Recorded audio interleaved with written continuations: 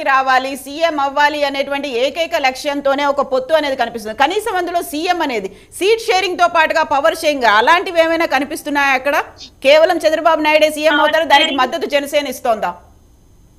Power sharing ఉండాలని మేము ఊహిస్తున్నాం madam. ఖచ్చితంగా ఉంటుందని నమ్ముతున్నాం, ఉంటది కూడా. ఎందుకంటే తెలుగుదేశం ఎంత బలమైన పార్టీగా ఉందో ఇప్పుడు జనసేన ప్రజెంట్ అంతే బలమైన పార్టీగా ఉంది. పవన్ కళ్యాణ్ గారు రెండు సంపూర్ణంగా ఉమ్మడి ప్రభుత్వం ప్రజలకి అవకతవకలు లేకుండా న్యాయం చేయడం కోసం ఉమ్మడి ప్రభుత్వం కావాలనుకుంటున్నారు. కానీ ఇందులో ఎవరు 19 వరకు మీ ఉమ్మడి ప్రభుత్వమే ఉందండి. ముందు అది మర్చిపోతున్నట్టున్నారు. చంద్రబాబు నాయుడు గారు మర్చిపోయినట్టు. వాళ్ళతో స్నేహం చేస్తే మీరు కూడా అలానే తయారవుతారు. అయితే కాబట్టి మేడం ఫ్యూచర్ లో ఏది జరిగినా సంపూర్ణంగా దెబ్బలాటలు లేకుండా నీట్ గా జరగడం కోసం ప్రజలకు ప్రతిదీ అందడం కోసమే ఇది పెట్టుకున్నారు తప్ప ఇప్పుడు అధికార పక్షం అంటూ ఉంది, ప్రతిపక్షం అంటూ ఉంటది. రెండు దెబ్బలాడుకుంటున్నారు ప్రస్తుతం. ఇప్పుడు వైసీపీ ఉన్నట్టు, తెలుగుదేశం ఇది ఇలా ఉన్నట్టు, జనసేన ఉన్నట్టు. అలా కాకుండా సంపూర్ణంగా ఇప్పుడు ప్రజలకు న్యాయం చేయాలి అంటే రెండు మిత్రపక్షాలు ఉండాలి అని చెప్పే పవన్ కళ్యాణ్ గారు వైసీపీ నుండి ఓటు చేయలేమని అన్నారు. కాబట్టి దాని ప్రజల కోసం దేనికన్నా త్యాగం చేయడానికి రెడీగా ఉన్నారు.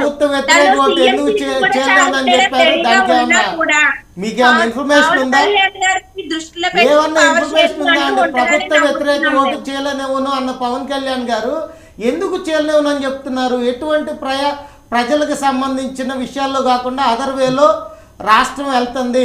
ఈ పలానా పరిస్థితుల వల్ల ప్రభుత్వ వ్యతిరేక ఓటును చేయలేమని అంటే జగన్మోహన్ రెడ్డి గారు బలం ఉన్నట్టే కదా. అంటే ప్రజల యాక్సెప్టెన్సీ ఉందనే కదా అర్థం. అంటే ప్రజలు పిచ్చోళ్ళు, మీరు తెలియగలవాళ్ళ? ప్రజలు పిచ్చోళ్ళు, మీరు తెలియగలవాళ్ళు. మీ పవన్ కళ్యాణ్ గారు మీరు ఓటేసి మంచి పరిపాలన అందిస్తున్నాడు. మంచి పరిపాలన అందించలేదు కాబట్టి చంద్రబాబు నాయుడు గారిని ఓడగొట్టారు 2019లో.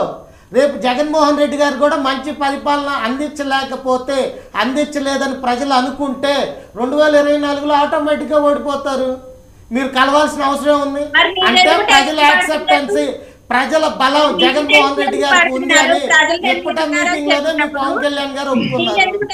2019లో కూడా ఇలాగనే చంద్రబాబు నాయుడు గారు ప్రభుత్వ వ్యతిరేక ఓటును చేల్చడం కోసమే రిమైనింగ్ మిగతా భాగస్వామి పక్షాలను కలుపుకొని పవన్ కళ్యాణ్ గారు చంద్రబాబుతో అవగాహన చేసుకుని కంటెస్ట్ చేశారా?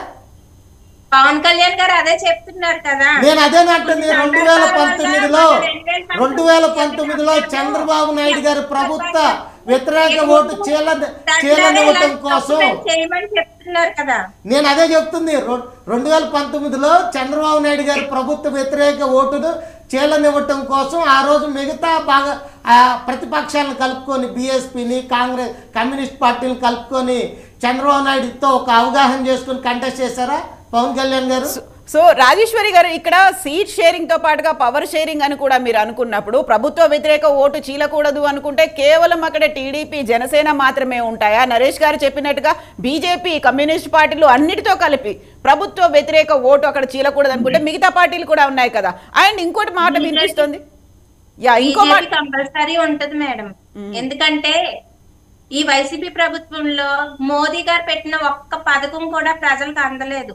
మోదీ గారు చాలా మంచి మంచి పథకాలు పెట్టారు. అక్కడ కూడా ప్రజలకు తెలియదు. ఇవన్నీ వైసీపీ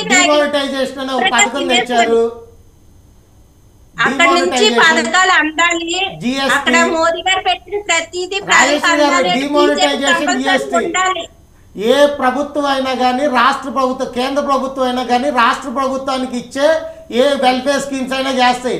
ప్రతి ఒక్కటి వాళ్ళ దగ్గర ఒక డేటా ఉంటుంది. నిర్మలా సీతారామన్ గారు చంద్రబాబు నాయుడు గారి కంటే కూడా ఒకసారి వినండి, చంద్రబాబు నాయుడు అదే చెప్తున్నారు. నేను ఒక మీటింగ్ యువగళం నవశాఖ ముగింపు దీక్షలో పవన్ కళ్యాణ్ గారు ఒక మాట అన్నారు. తెలుగుదేశం పార్టీతో కలిసి వెళ్లాల్సిన ఆవశ్యకతను నేను అమిత్ షా గారితో వివరించాను. దానికి ఆయన సానుకూలంగా ఉన్నట్టు లేరు. అక్కడి నుంచి నాకు ఎటువంటి సమాధానం లేదు. దానికోసం వేచి ఉంటున్నాను. అది కూడా చంద్రబాబు నాయుడు గారి డైరెక్షన్లోనే పవన్ కళ్యాణ్ గారు. ఎందుకోసం అంటే కొన్ని సంస్థల్ని అడ్డం పెట్టుకొని రేపు ఎలక్షన్ చేయొచ్చు. సంస్థలు అనుకూలంగానే ఉంటేనే మనం ఎలక్షన్ కమిషన్ లాంటి కొన్ని సంస్థలు అనుకూలంగా ఉంటేనే మనం పాజిటివిటీగా ఎలక్షన్కి వెళ్ళొచ్చు అనే ఒక ఆలోచనతో చంద్రబాబు నాయుడు గారే పవన్ కళ్యాణ్ గారిని పంపించి బీజేపీ దగ్గరికి వెళ్ళి పొత్తు కోసం రికమెండ్ చేస్తున్నారు.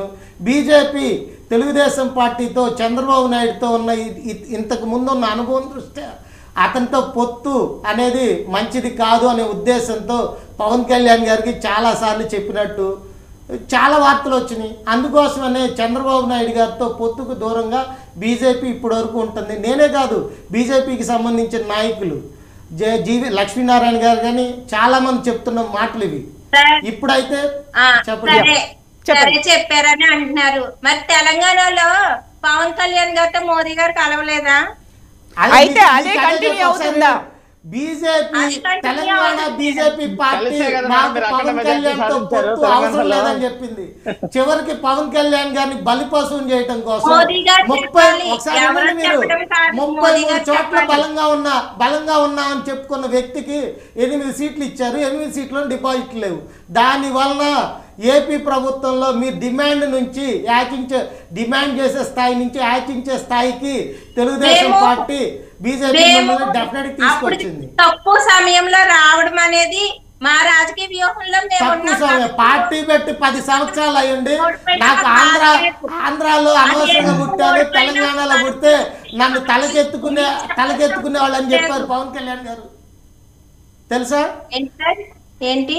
ఆంధ్రాలో కంటే కూడా తెలంగాణలో నేను పుట్టి ఉంటే నన్ను తెలంగాణ ప్రజలు ఆశీర్వదించేవాళ్ళు అని చెప్పారు పవన్ కళ్యాణ్ గారు. నిజంగానే ఆశీర్వదించారు తెలంగాణ ప్రజలు.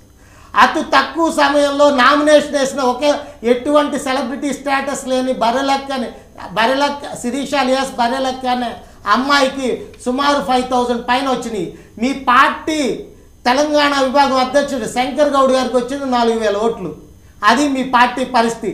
తక్కువ టైంలో వచ్చాం అని చెప్తున్నారు. సామాన్య వ్యక్తి ప్రజలకి రీచబిలిటీ ముందు అలాంటి అమ్మాయిని తీసుకొని బుద్ధి తెచ్చుకోవాల్సిన అవసరం జనసేన పార్టీకి ఉంది, జనసేన పార్టీ నాయకులకు ఉంది. సో రాజేశ్వరి గారు, ఇప్పుడు అక్కడ తక్కువ సమయంలో ఒక వ్యూహం ప్రకారం మీరు డెసిషన్ తీసుకున్నాము అనుకున్నప్పుడు ఆంధ్రప్రదేశ్కి సంబంధించి